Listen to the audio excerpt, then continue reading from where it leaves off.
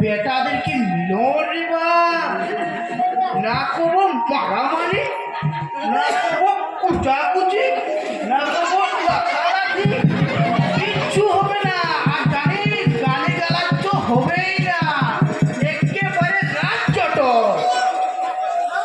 আচ্ছা ঠাকুর মশাই আপনাদের